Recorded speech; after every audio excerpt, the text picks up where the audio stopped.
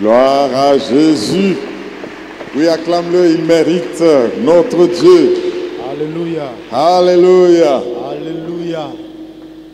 Mes frères et sœurs, encore une fois, bonsoir. Veuillez vous asseoir dans la présence de Dieu. C'est déjà le 5e jour, le jour de la grâce, le nombre de la faveur de Dieu. Et je sais que ce soir, Dieu va nous faire encore grâce à beaucoup d'égards. Il va nous le faire en tant qu'Église, en tant que communauté, mais on va aussi le faire individuellement à chacun de tous ceux qui croient.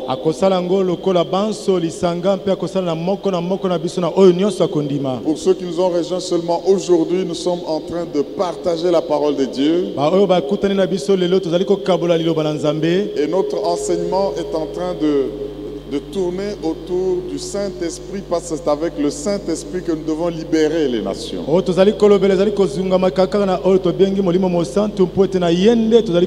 d'autres termes, c'est avec le Saint-Esprit que nous devons participer à l'œuvre du salut de l'Éternel. Dieu, quand il nous sauve, il nous laisse sur la terre. Parce qu'il veut faire de nous ses instruments. Pour que ceux qui sont encore sous l'emprise du diable écoutent la parole de Dieu par notre témoignage. Et qu'eux aussi soient sauvés. Nous travaillons pour dépeupler le camp du ténèbre et peupler le royaume de Dieu. Et à cause de cela, le Seigneur veut nous rendre capables. Nous oindre d'une onction spéciale. Et nous faire comprendre à chacun sa zone d'influence. Mais qu'en tant qu'équipe, nous puissions couvrir tous les besoins de l'humanité. Et sauver des âmes. Et alors, mes frères et sœurs, nous sommes en train de parler de ce test, de ces choses. Et nous allons finir par comprendre l'importance non seulement que les âmes soient sauvées, du fait que les âmes soient sauvées, mais cela devra nous conduire au réveil. Parce que là où le Saint-Esprit agit, il y a réveil. Et là où il y a réveil, l'Esprit convainc les cœurs. Et les cœurs abandonnent leurs œuvres mauvaises. Et le salut commence. Et je sais que pendant ces moments, Dieu va nous revivifier. Et comme le Seigneur Jésus a dit, comme le Père m'a envoyé, moi aussi je vous envoie. Cette réalité sera nôtre. Et nous irons avec la présence de Dieu. Nous irons sachant à quoi il nous envoie. Nous irons loin du Saint-Esprit pour imposer ce à quoi Dieu nous envoie.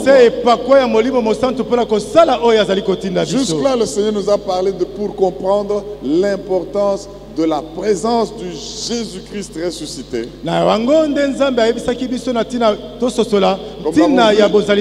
l'avons vu dans Jean chapitre 20.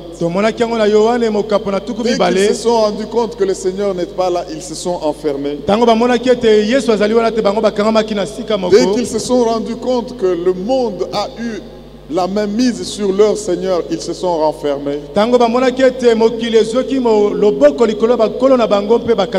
qu'ils ont vu qu'on l'a crucifié et qu'on l'a mis dans le tombeau, ils se sont renfermés. Non seulement renfermés, mais tout tremblant. Et la Bible dit que le lieu où ils étaient, ils avaient soigneusement fermé. Mais le Seigneur leur a voulu montrer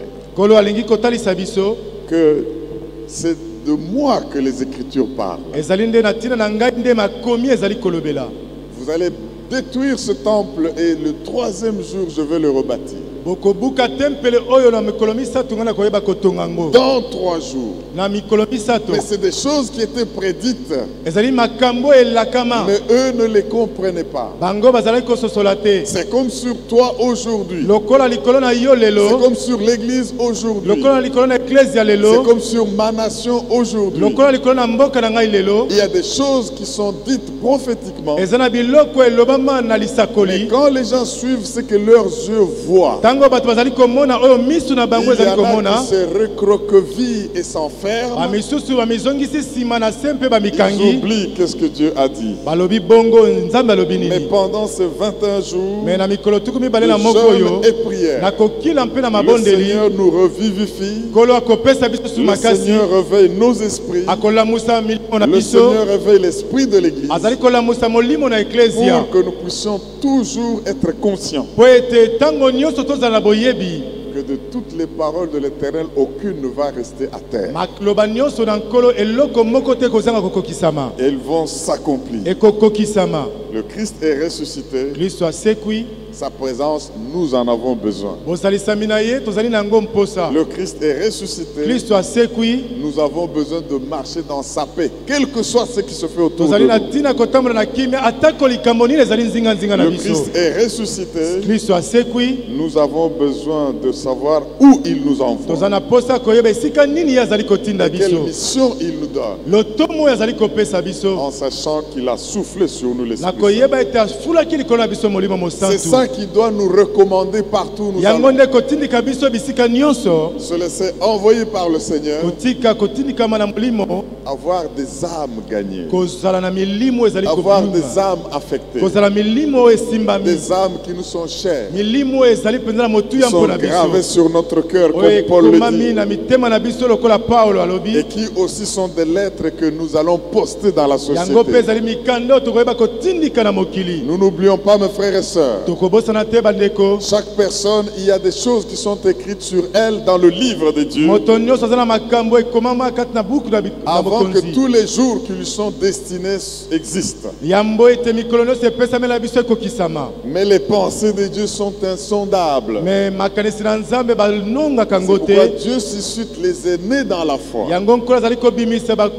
il donne des dons pour qu'ils puissent travailler au perfectionnement des saints en vue de l'œuvre du ministère, c'est-à-dire que pour que chacun sache quelle est l'œuvre qu'il doit accomplir dans le ministère. Et une fois que la personne reçoit ce déclic, comprend qu'est-ce qui a été écrit dans son livre par Dieu suite à ses révélations, à cause de l'action du Saint-Esprit, eh bien cette personne est postée et elle affecte tout autour d'elle. Est-ce que tu m'entends pour dire Alléluia? Alléluia. J'ai donc rappelé ce que nous avons vu jusque-là. Nous devons l'entendre et le entendre parce que la foi vient de ce qu'on entend. Et ce qu'on entend vient de la parole de Dieu. Nous avons besoin de lettres de créance dans la société. Et nous avons vu avec Paul dans 2 Corinthiens 3 que ça ne doit pas être des lettres de papier qui à l'encre qu'on nous donne pour nous recommander. Nous pouvons en avoir besoin par moment, mais ça peut ne pas réellement nous recommander. Mais quand chacun de nous s'élèvera, présentera Jésus au monde avec la présence du Saint-Esprit dans la mission que Dieu lui donne, dans le domaine où il doit travailler pour Dieu, des âmes qui l'écouteront deviennent sa recommandation. Alléluia. Alléluia. Ce sont des personnes qui seront connues et lues de tous. Et le Seigneur voudrait que nous comprenions que partout où nous passons, nous devons être conscients que nous sommes des lettres écrites par Christ posté par les ministères qui sont dans la maison de Dieu, écrite avec le Saint-Esprit. Bien aimé, quand nous parlons ici, est-ce que vous ne voyez pas l'importance capitale du Saint-Esprit? Je suis en train de vous inciter à le désirer et à ne jamais oser rien commencer sans le Saint-Esprit. Je voudrais aujourd'hui que nous puissions comprendre une chose, que nous tirons d'un texte pour voir ce que Paul a fait. L'apôtre Paul n'était pas avec les 12 dans la chambre haute qui s'étaient enfermés.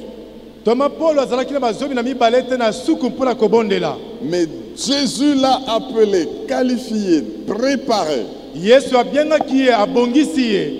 pour prêcher aux nations, aux Corinthiens que nous venons de voir, et apporter le témoignage jusqu'auprès des rois. Et il savait et il connaissait l'importance de la présence de Christ, de connaître sa mission, de marcher toujours dans la paix malgré les turbulences du moment, mais de se laisser utiliser par le Saint-Esprit. Il se fait que dans le troisième de ses voyages missionnaires, il est allé vers l'Asie mineure, et de là il est allé en Europe en train de travailler. Mais il se fait qu'à un moment donné il arrive à Éphèse. Il trouve quelques disciples. Vous allez vous rendre compte que ces disciples-là n'étaient pas membres de l'église d'Éphèse. C'est une douzaine de gens peut-être qui étaient là pour adorer, prier ensemble. Et le Seigneur arrange que Paul les rencontre. Et quand Paul les rencontre, il échange avec eux. Il suspecte une anomalie. Paul constate qu'il y a des lacunes. Et il leur parle. Allons rapidement dans Actes chapitre 19. Actes chapitre 19. Nous allons premièrement lire du verset 2 au verset 9. Je commence par le verset 2 parce que le premier montre seulement qu'il était en train de faire ce voyage missionnaire dont je vous ai parlé. Et qu'il n'a pas trouvé Apollos, ils se sont ratés. Mais maintenant, écoutez du verset 2 au verset 9. Nous prendrons le temps de lire ce chapitre-là jusqu'au verset 20, peut-être pas aujourd'hui, pour que nous puissions comprendre l'importance de la libération des nations, l'importance du salut et la place du réveil. Quelqu'un m'entend et dit Amen. Amen. Et maintenant, lisons le verset 2 au verset 9. Actes 19, 2 à 9. Il s'agit de Paul. Il leur dit, je vous ai dit qu'il a suspecté des lacunes, il a suspecté des choses qui ne marchaient pas dans leur échange avec eux, quoi qu'ils s'appelaient des disciples. Il leur dit, avez-vous reçu le Saint-Esprit quand vous avez cru? Et c'est cela que nous avons pris comme sujet du message d'aujourd'hui. Cette question-là est le titre du message d'aujourd'hui. Avez-vous reçu le Saint-Esprit quand vous avez cru?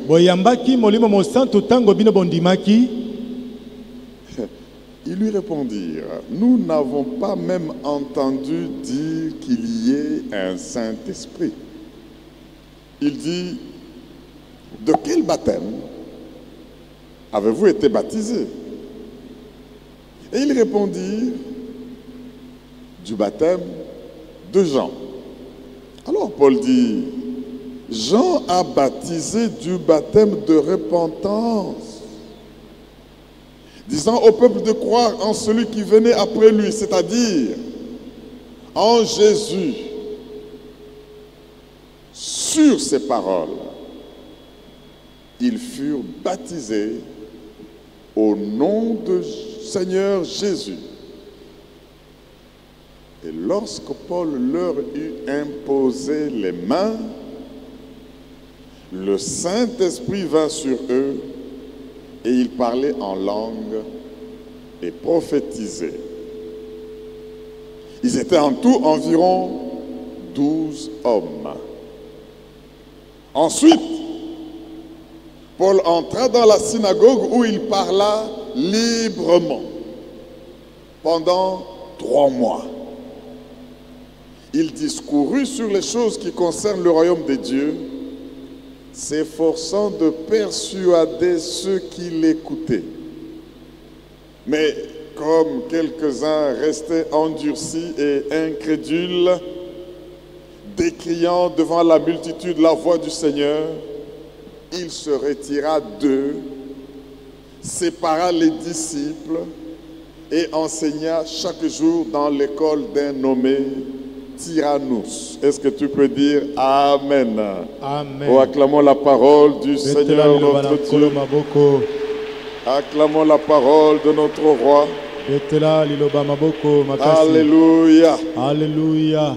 Mes frères et sœurs, ce texte nous ressort de leçons importantes sur le salut.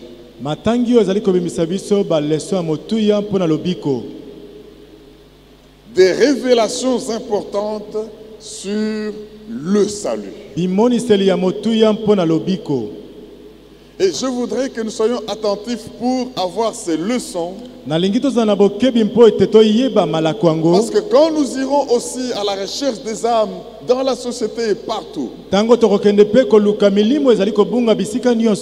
nous irons aussi comme des lettres pour être lues par les autres, il y a une certaine religiosité qui peut nous faire croire que les gens sont sauvés alors qu'ils ne le sont pas. Alors le Seigneur voudrait que nous puissions découvrir certaines leçons et certaines révélations importantes sur le salut avant d'expérimenter le réveil. Je vous ai dit que le verset qui vient du verset 10 au verset 20 de Acte 19 que nous aurons à lire prochainement nous parle le réveil du réveil après ses actions.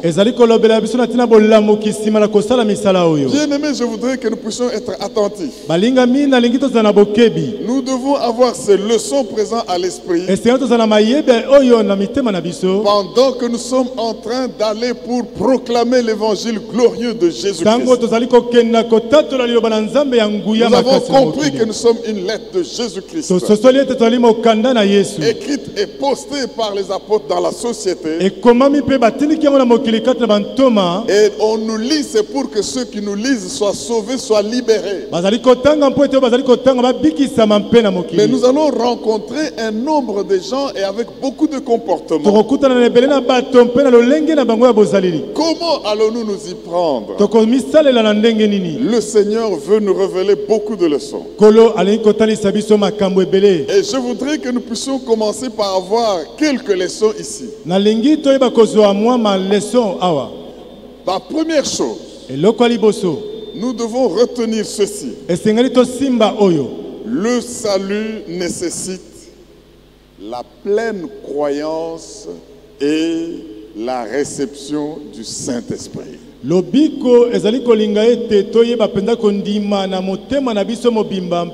Être sauvé nécessite Une croyance qui n'est pas incomplète, qui n'a pas beaucoup de lacunes. C'est ce que nous appelons la pleine croyance. Et la réception du Saint-Esprit. Ça, c'est quelque chose, une leçon très importante que nous voulons tirer ici. Je le dis que quand Paul travaillait et servait ici à Éphèse, il a parlé. Ils ont échangé. Mais il a constaté qu'il y a quelque chose qui m'a... Alors, ça le pousse à leur poser une question. Vous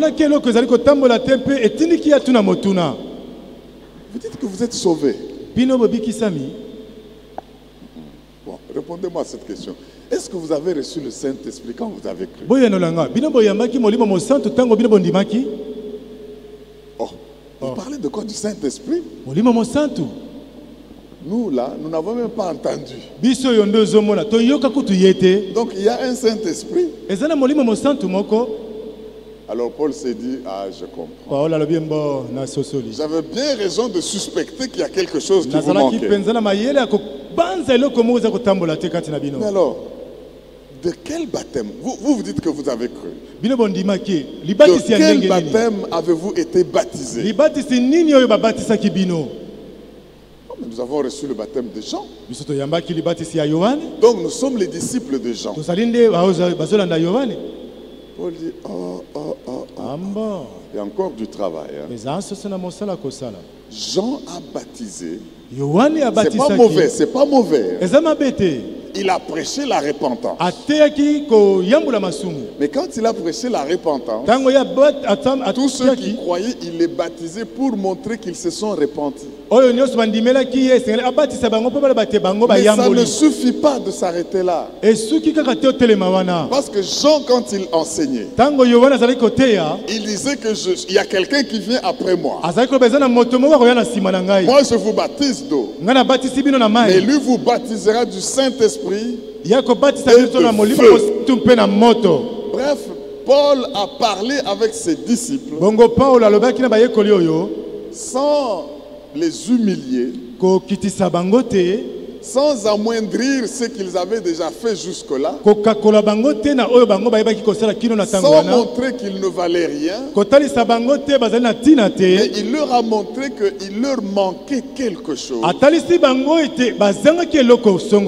être sauvés. Est-ce que quelqu'un m'entend pour dire Amen? Il leur montrait qu'il vous faut quelque chose. Donc mes frères et sœurs, quand vous regardez ici, vous allez vous rendre compte. Dans la question de Paul, j'ai relu ce texte encore dans l'autre version comme parole de vie. Écoutez comment parole de vie rend la question. Quand vous êtes devenu croyant, est-ce que vous avez reçu le Saint-Esprit? Quand? Parce qu'il disait qu'ils étaient croyants. Mais Paul constate que non. Les croyants ont des choses qui doivent être manifestes. Le croyant doit avoir la présence du Seigneur dans sa vie. Le croyant doit avoir la manifestation du Saint-Esprit. C'est pourquoi Jésus avait soufflé sur ses disciples dans la chambre. Et le croyant doit savoir pourquoi il vit dans la société. Mais quand je parle avec ceux-ci, il y a quelque chose qui manque. Le semeur dit, avez-vous reçu le Saint-Esprit quand vous êtes devenu croyant? Pratiquement la même chose. Ceci, mes frères et sœurs, pour nous dire que ces disciples ici, avant que Paul n'ait fait ce qu'il a fait, que nous venons de lire, n'étaient pas sauvés. Amen. Amen. Amen. C'était des juifs prosélytes. Prosélytes. Parce que les juifs, beaucoup même aujourd'hui, Ils croient en Dieu. Et il y en a qui croient vraiment que le Messie va venir mais qui n'est pas encore venu. Donc ceux-ci aussi, ils ont cru en Jean. Ils se sont laissés baptiser par Jean. Ils se sont repentis. Jean leur avait dit qu'il y a quelqu'un qui vient après moi qui est le Messie. Mais ces Éphésiens ici ne savaient pas que le Messie dont Jean leur avait parlé, il était même déjà venu mort et ressuscité. Donc leur croyance était incomplète. Il a fallu compléter. Mes frères et sœurs, pour être sauvés, il y a des éléments qui ne doivent pas manquer dans notre salut. Alors mes frères, ici quand nous regardons ce que Paul a fait, nous pouvons tirer comme conséquence et tirer même comme leçon une personne peut se repentir et être baptisée et toujours n'avoir pas reçu Christ. Première observation. Une personne peut se repentir. Une personne peut être baptisée. Cela ne veut pas dire nécessairement qu'il a reçu Jésus-Christ. Nous devons être conscients de cela, sinon nous allons laisser des gens non sauvés croyant qu'on les a sauvés. Et puis une personne peut confesser Christ sans avoir reçu le Saint-Esprit. Alléluia. Alléluia. Première observation. Ceci est important, bien-aimé. Et quand je priais et méditais, le Seigneur m'a dit, il y en a comme ça aussi à Logos Rema. C'est ce qui m'a résolu de donner le titre qui est donné au message d'aujourd'hui. Avez-vous reçu le Saint-Esprit quand vous êtes devenu croyant? Ce n'est pas parce que quelqu'un prie. Ce n'est pas parce que quelqu'un dit qu'il croit en Dieu. Beaucoup de nations, beaucoup de religions croient en Dieu. Mais elles n'ont pas nécessairement Christ. Et ce n'est pas parce que vous avez été baptisé, parce que vous vous êtes repenti de vos péchés. Vous savez qu'il y a beaucoup de gens dans la société là-bas qui après un temps ont commencé à mener une vie morale irréprochable. Ils ne volent pas, ils ne mentent pas, ils ne corrompent pas, il ne va pas dans des boîtes de nuit, il n'est pas impudique. Mais ce n'est pas pour cela qu'on peut croire et dire qu'il a Christ. Ou ce n'est pas pour cela qu'on doit dire qu'il est sauvé. Pour être sauvé, il peut être comme ceux-là qui étaient enfermés dans la chambre. Ils vivaient une vie irréprochable. Ils ont reçu le Saint-Esprit. Alors mes frères et sœurs, nous devons noter trois choses, trois leçons importantes ici. La première chose, c'est celle que je viens de dire. Quelqu'un peut s'être repenti. Quelqu'un peut être baptisé. Mais entre-temps, a besoin de recevoir le Christ. Est-ce que tu peux dire Amen? Amen. Mais aussi que quelqu'un peut confesser Christ, mais toutefois sans avoir reçu le Saint-Esprit. Les disciples qui étaient enfermés dans la chambre haute avant la résurrection de Jésus, Mais ils avaient reçu Christ. Mais ils n'avaient pas encore reçu le Saint-Esprit. Ceci pour nous pousser, mes frères et sœurs, à voir que quand vous sentez qu'il y a une lacune perceptible dans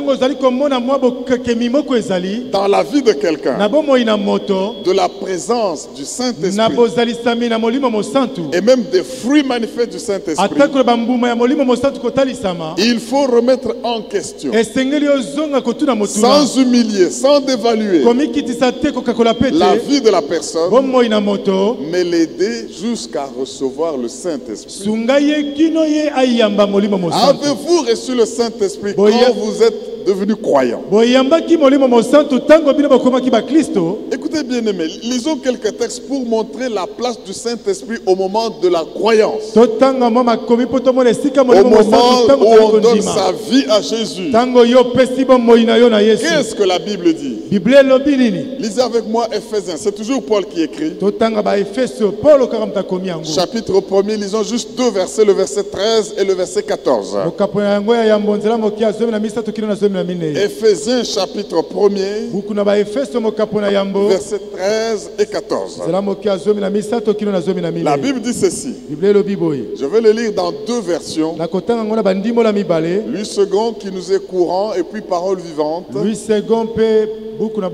Parce que nous voulons comprendre l'importance de la présence du Seigneur et de la réception du Saint-Esprit quand réellement on a cru.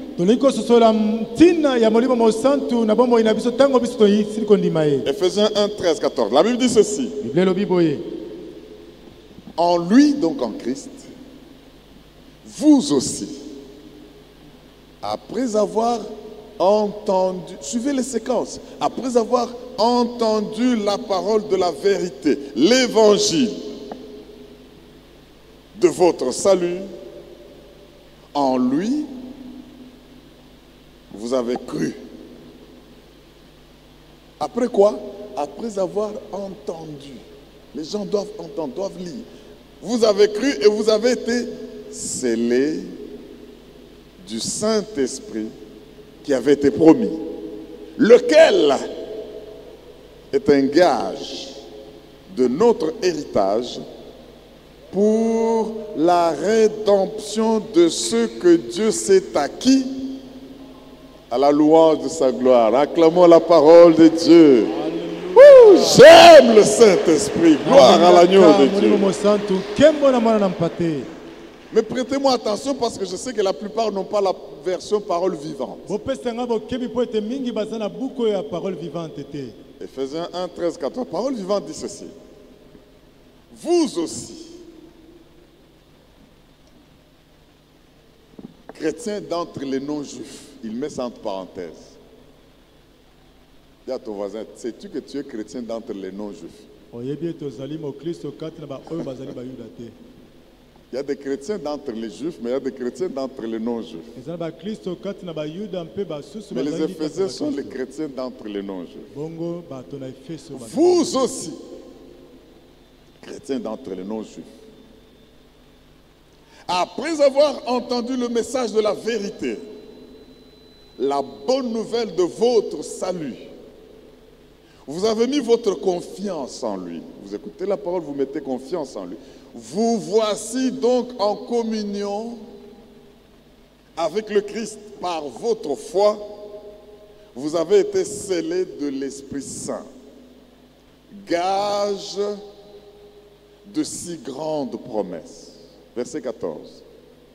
Cet esprit annoncé depuis longtemps est à la fois la garantie et l'avant-goût de notre héritage commun. Ouh, j'aime ça. Je reprends. Cet esprit annoncé depuis longtemps est à la fois la garantie et l'avant-goût de notre héritage commun. C'est une sorte d'acompte que Dieu nous donne sur les saluts définitifs. Une anticipation de la libération totale et parfaite qui nous a acquise.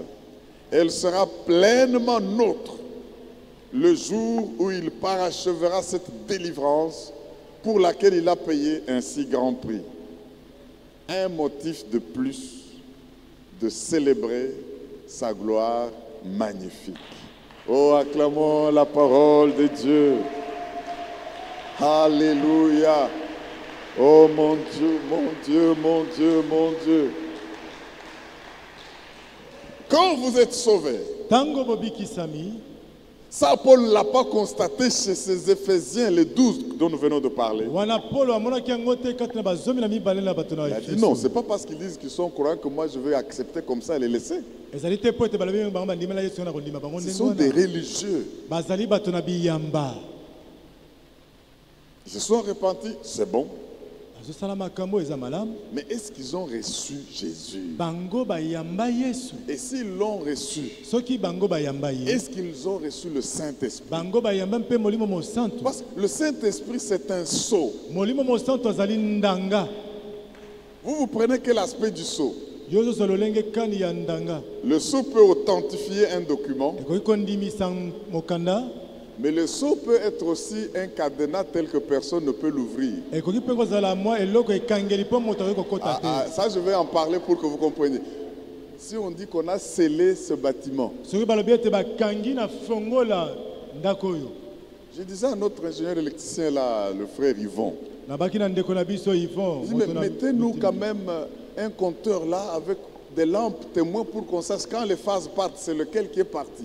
Et quand la tension augmente, on atteint combien? C'est du 220 ou c'est du 110 alors qu'on a besoin de 220? Vous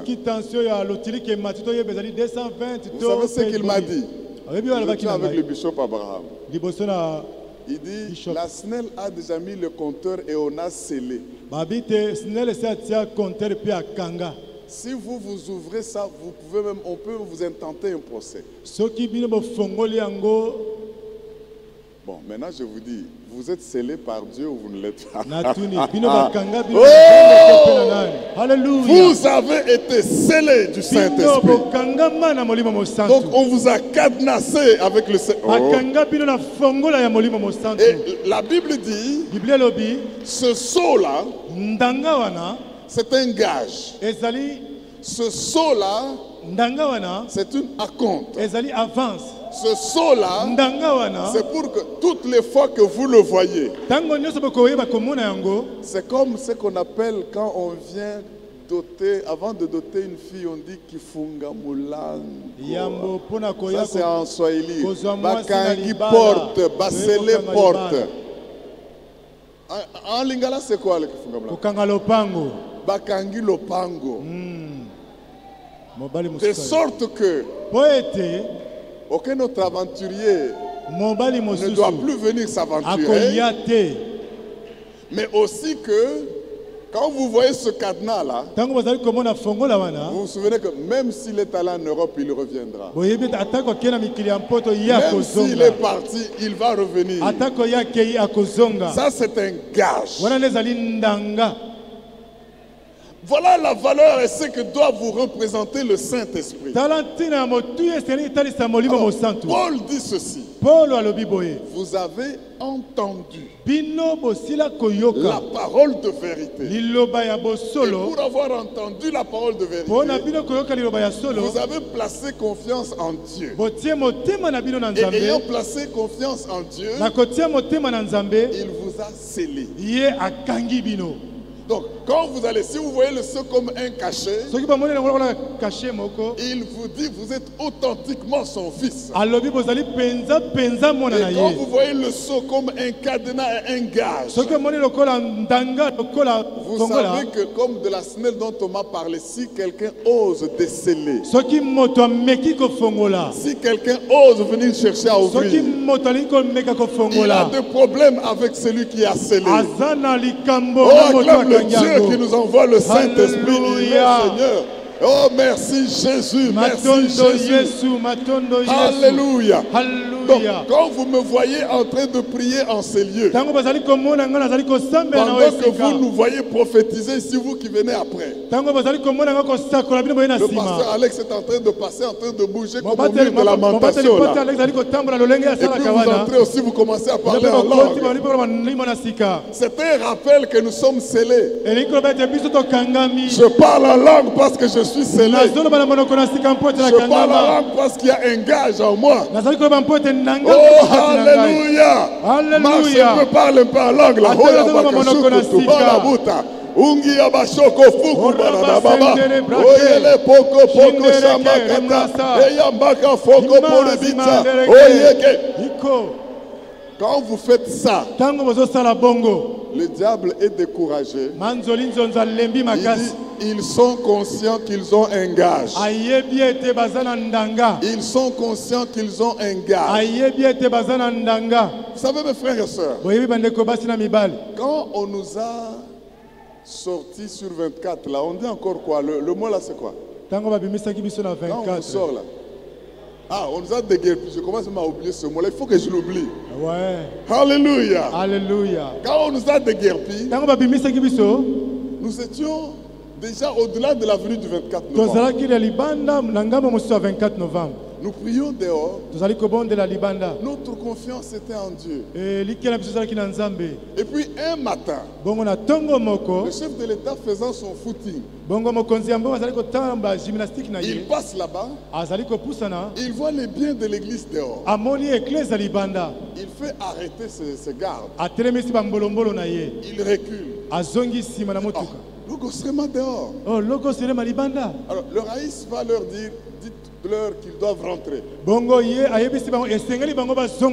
prenons nos biens, nous quittons de l'autre côté de la bambinière. Nous rentrons à la porte d'entrée. Mais nous trouvons la porte scellée. On commence à nous dire non. Il faut entrer, allez, briser ce cadenas. Nous qui comprenons ce que c'est que le sceau. Nous qui comprenons ce que c'est que le scellé. Nous sommes allés là où il y a un scellé, avec le mot du parquet du tribunal. N'osez pas. Nous sommes restés là parce que nous connaissons les et nous avons prié toujours devant parce que ce domaine était comment? Scellé. Alléluia. Vois maintenant ce que tu es. Quand tu reçois Jésus, vois maintenant ce que tu es. Avec le Saint-Esprit, tu es scellé. Celui qui va oser forcer le scellé, il va tomber dans la faute. Le diable a osé casser le scellé. Il est tombé dans la faute. C'est ce que Paul nous dit. Donc, si tu n'as pas reçu le Saint-Esprit, là tu nous inquiètes. Parce que sans le Saint-Esprit, tu vas t'enfermer et trembler. Sans le Saint-Esprit, tu as peur des gens que tu dois délivrer. Sans le Saint-Esprit, même si tu es baptisé, même si tu dis que je me suis repenti, tu as besoin d'avoir ce saut-là. Tu as besoin d'avoir le kifungamulango. Tu as besoin d'avoir le kangalopango. Tu as besoin d'avoir un gage tel que quand tu regardes, tu dis comme ceci est là. Même si aujourd'hui n'est pas encore revenu, il va revenir parce qu'il a laissé quelque chose de lui. Le Saint-Esprit, c'est Dieu en vous. Et le diable ne peut pas venir s'amuser avec vous n'importe comment. Parce que vous êtes céleste. Quelqu'un peut dire Alléluia. Alléluia. Oh, prends 30 secondes, acclame le Saint-Esprit qui nous sait. Acclame le Saint-Esprit qui nous sait. Acclame le Saint-Esprit qui nous sait. Merci Jésus. Merci Jésus. Merci Roi des Rois. Oh, bienvenue Saint-Esprit. Je suis scellé. J'ai la garantie de mon Dieu. Parce que j'ai cru. Aucun aventurier ne peut venir s'amuser dans ma vie. Parce que la porte est fermée. Je suis authentique. Je suis authentique. Le Saint-Esprit m'authentifie. Le Saint-Esprit me scelle. Le Saint-Esprit me rappelle que je suis à Dieu. Que cette faveur soit sur son peuple maintenant. Est-ce que quelqu'un m'entend pour dire Alléluia? Alléluia. Alléluia. Bien-aimé, avançons encore un petit peu. La première chose que nous avons dégagée de ce message, de ce texte là-bas, quelqu'un peut se repentir et être baptisé, mais ne pas être sauvé s'il n'a pas le Saint-Esprit. Deuxième chose que nous remarquons, la croyance des gens peut être incomplète. Ces 12 disciples d'Éphèse croyaient, mais ils avaient une croyance incomplète. Ils ont cru que le Messie va venir, mais ils ne savaient pas que le Messie était là. Troisième chose que nous retirons ici, troisième chose que nous retenons ici, ces 12 personnes ont été baptisées une deuxième fois.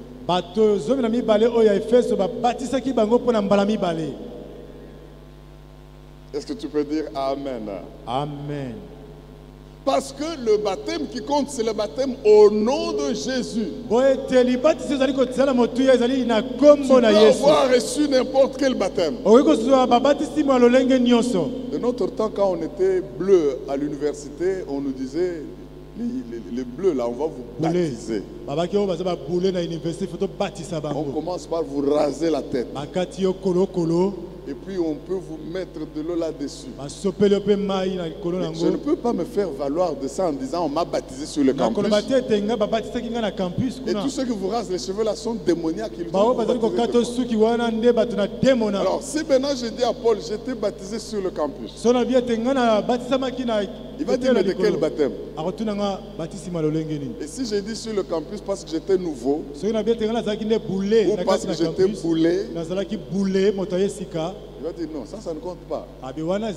Il va présenter la parole, il va présenter la parole. Je crois, il me baptise. Bon, si vous voulez dire que je suis baptisé 2 fois, mais le seul baptême, c'est le baptême au nom de Jésus. La Bible dit, quand il leur a parlé, ils ont cru. Et ils se sont laissés baptiser, la Bible insiste, au nom de Jésus, parce qu'ils ne confessaient pas Jésus avant. Alléluia. Alléluia. Mes frères et sœurs, je reviens à la question. Avez-vous reçu le Saint-Esprit quand vous avez cru? L'orchestre va monter. Les pasteurs vont venir ici. Pendant que nous chantons, l'Esprit qui est plein en ces lieux. Parce que je crois qu'il y en a beaucoup qui sont comme ces disciples d'Éphèse, qui viennent avec nous à l'église tous les jours, qui ont été baptisés et qui mangent et qui prennent la Sainte Seine. Mais ce n'est pas évident qu'ils ont ce sceau. du Saint-Esprit. D'autres disent, moi quand j'étais chez les missionnistes, j'ai déjà été baptisé, ce n'est pas un problème. Je viens seulement ici parce que j'aime la parole. Non, il ne faut pas aimer la parole sans vous laisser baptiser dans le Saint-Esprit. Non, je viens ici à mon âge, ici, qu'est-ce que vous voulez encore que je fasse? Le baptême, ça va faire quoi? Mes frères et sœurs, ne fais pas un pas sans le Saint-Esprit. Vous venez d'entendre la parole de Dieu. Les cantiques du Saint-Esprit vont passer. Je sais qu'il y en a qui n'ont jamais parlé en langue. La Bible dit quand Paul leur imposa les mains, ils firent quoi? Ils furent baptisés du Saint-Esprit. Et on l'a vu comment il parlait en langue et il prophétisait. Il parlait en langue et il prophétisait. Vous aussi, avez-vous reçu le Saint-Esprit quand vous avez cru? Si vous doutez, vous êtes concernés. Ne remettez pas le parler en langue en cause. Les hommes de Dieu sont là, l'église est là. La parole est libérée. Le Saint-Esprit est répandu. Maintenant, bien-aimés, il faut que vous ayez ce sceau. Il faut que vous ayez ce gage qui montre que Dieu vous a pris en charge et qu'il va vous utiliser. Au nom de Jésus-Christ. Si vous êtes là, vous qui êtes déjà baptisés, qui croyez, tenons-nous debout, commençons à prophétiser. Commençons à parler en esprit. Démontrons que nous avons reçu le Saint-Esprit quand nous avons cru. Démontrons que nous avons reçu le Saint-Esprit quand nous avons cru.